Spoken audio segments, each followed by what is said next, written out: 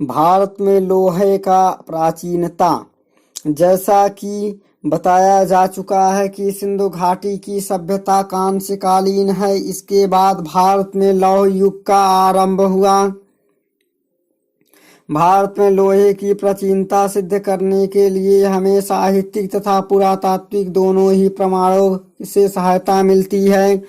कुछ विद्वानों का मत है कि विश्व में सर्वप्रथम हित्ती नामक जाति जो एशिया माइनर टर्की में ईसा पूर्व 1800 से 1200 के लगभग शासन करती थी ने ही लोहे का प्रयोग किया था। उसका एक शक्तिशाली साम्राज्य था। ईसा पूर्व 1200 के लगभग इसी साम्राज्य का विघटन हुआ और इसके बाद ही विश्व के अन्य देशों में इस धातु का प्रचलन हुआ।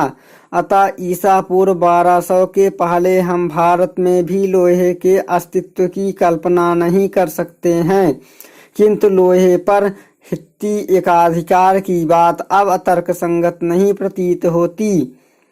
उल्लेखनीय है कि थाईलैंड में बनैची नामक पुरास्थल की खुदाई से स्तरीकृत संदर्भों में ढाला हुआ लोहा मिलता है, जिसकी तिथि ईसा पूर्व 1600 से 1200 के मध्य निर्धारित की गई है। इस प्रमाण से लोहे पर हित्ती एकाधिकार की बात मिथ्या सिद्ध हो जाती है। पुनश्च नोह, भरतपुर, राजस्थान तथा इसके दोआब वाले क्षेत्र से लोहा कृष्ण लोहित मृग भांडों ब्लैक एंड रेड वार के साथ मिलता है, जिसकी संभावित तिथि ईसा पूर्व 1400 के लगभग है। पायरियार के 10वें स्तर से कृष्ण लोहित मृदभांडों के साथ लोहे की एक भाले को नोक मिलती है। उज्जैन, विदिशा आदि की भी यह स्थिति है। भगवानपुरा हरियाणा में यह चित्रित धूसर मृगभांड के साथ मिलती है, जो उत्तर हड़प्पा कालीन स्तर है। आलमगीरपुर तथा रोपड़ में भी यही स्थित है। अथर्ववेद के न्यून लोहित शब्द मिलता है। ए घोष ने स्पष्टता बताया है कि जिसमें तात्पर्य कृष्ण लोहित मृगभांड से है। अतः भारत में लोहे का प्रादुर्भाव कृष्ण लोहित मृगभांडों के साथ हुआ, न कि चित्रित धूसर मृगभांडों के। भगवानपुर के साक्ष्य के आधार पर यह कहा जा सकता है कि लोहा ऋग्वैदिक काल में ही ज्ञात होता था। सुप्रसिद्ध पुराविद हिलर की मान्यता है कि भारत में सर्वप्रथम लोहे का प्रचलन ईरान के हाखामनी शासकों द्वारा किया गया था।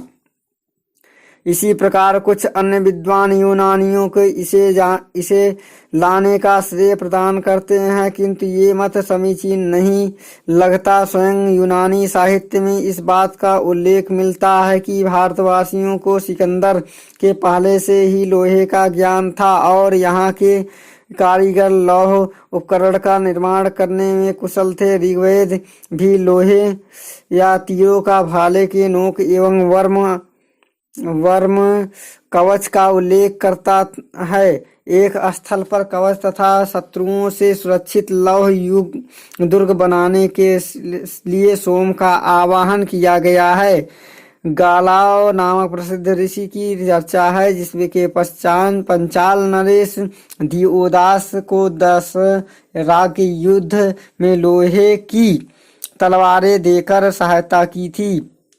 कन्नौज नरेश अष्टक का उल्लेख है, जिसने अपने पुत्र का नाम लौही रखा। यह कितना दुर्भाग्यपूर्ण है कि हम मितनियों तथा हित्तियों को लोहे का आविष्कारकर्ता सिद्ध करने के लिए उदाहरण देने में गर्व का अनुभव करते हैं, किंतु यह अपने साहित्य में उपलब्ध सैकड़ों उदाहरणों की उपेक्षा करते हैं। हड़प्पा सभ्यता से प्राप्त उत्तम कोटि के तांबे तथा कांसे के उपकरण और गंगा घाटी से प्राप्त ताम्र निधियों एवं गौरिक मृदभांडों से स्पष्ट हो जाता है कि तत्कालीन भारतीयों का तकनीकी ज्ञान अत्यंत विकसित था। संभव है कि गंगा घाटी और ताम्र धातुकर्मी ही लोहे की आविष्कार करता रहे हों, क्योंकि लोहे की 2 बड़ी निधियां मांडी हिमाचल तथा नरनौल पंजाब उत्तर भारत में ही स्थित है।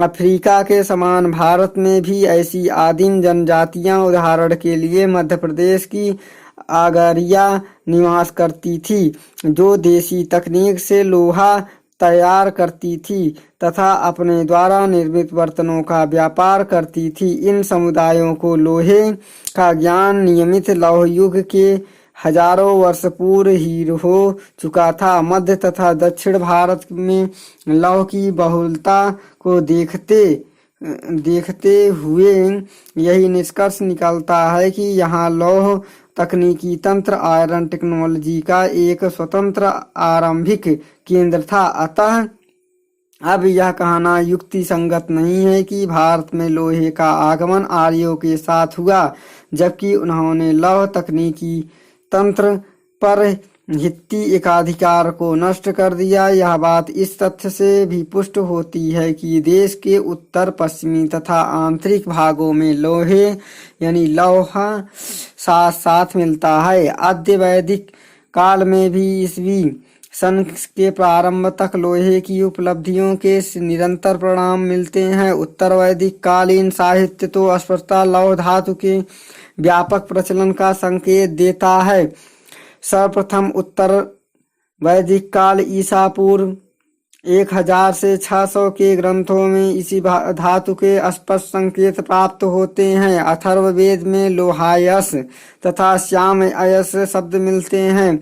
वाजमसेनीय संहिता में लोहा तथा श्याम शब्द मिलते हैं। विद्वानों ने लोहा शब्द को तावे के अर्थ में तथा श्याम शब्द को लोहे के अर्थ में ग्रहण किया है। इस प्रकार अथर्ववेद में उल्लेखित श्याम अयस से तात्पर्य लौह धातु से है। इसके बाद अयस शब्द लोहे का ही पर्याय बन गया है। काठक संहिता में 24 बैलों द्वारा खींचे जाने वाले भारी हलों का उल्लेख मिलता है। इसमें अवश्य ही लोहे की फाल लगाई गई होगी। अथर्ववेद भी लोहे से बने हुए फाल का उल्लेख करता है। इस प्रकार साहित्यिक प्रमाणों के आधार पर निष्कर्ष निकलता है कि ईसा पूर्व 8वीं सदी में भारतीयों को लोहे का ज्ञान प्राप्त हो चुका था।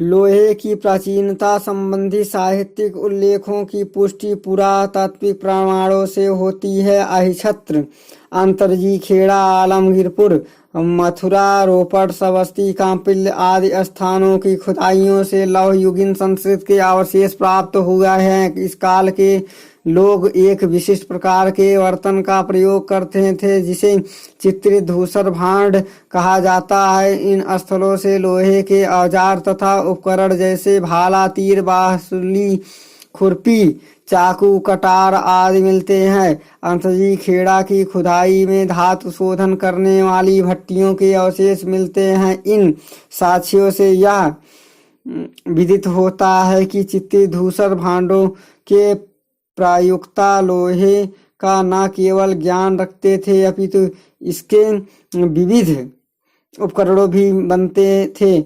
पुरातत्वविदों ने इस संस्कृति का समय ईसा पूर्व 1000 के लगभग निर्धारित किया है। पूर्वी भारत में सोनपुर, चिराद आदि स्थानों की खुदाई से लोहे की बर्छियां, छेनी, कीले आदि मिले हैं, जिसका समय 8वीं शताब्दी ईसा पूर्व माना जाता है। इसी प्रकार मध्य भारत के एरनामदा, उज्जैन, कायथा आदि स्थानों की खुदाई से भी लौह उपकरण मिलते हैं। इसका समय भी ईसा पूर्व 7वीं 6वीं सदी निर्धारित किया जाता है। दक्षिण भारत के विभिन्न स्थलों के बृहत पाषाणिक कवे प्राप्त होते हैं। इनकी खुदाइयों में लोहे के औजार, हथियार तथा उपकरण प्रचुरता में मिलते हैं। इन संस्कृतियों के लोग काले तथा लाल रंग के बर्तनों का प्रयोग करते थे। विद्वानों ने इस संस्कृति का समय ईसा पूर्व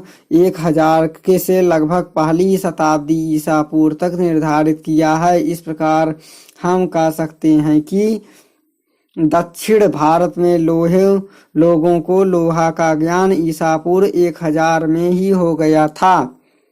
उपयुक्त विवरण के आधार पर यह निष्कर्ष निकलता है कि भारत के विभिन्न भागों में लोहे का प्रचलन ईसा पूर्व तक 1000 के लगभग हो गया था। कुछ विद्वानों की धारणा है कि सर्वप्रथम दक्षिण भारत में इसका प्रचलन हुआ तथा वहां लौह संस्कृतियों का प्रारंभ पाषाण काल के तुरंत बाद हो गया। इसके विपरीत उत्तरी भारत में पाषाण काल के बाद पहले ताम्र लिपि कांस्य काल आया। इसके कई सौ वर्ष बाद लोहे का आविष्कार किया।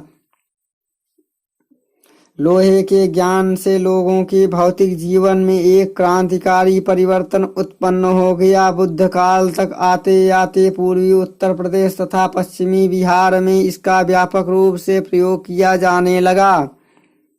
लौह तकनीक के फलस्वरूप कृषि उत्पादन में बहुत अधिक वृद्धि हो गई। इस समय गंगा घाटी में नगरीय क्रांति आई तथा बड़े बड़े नगरों का स्थापना हुई। विद्वानों ने इसके पीछे लौह तकनीक को ही उत्तरदायी ठहराया। मगध साम्राज्य के उत्कर्ष के पीछे भी इसी का महत्वपूर्ण योगदान रहा है।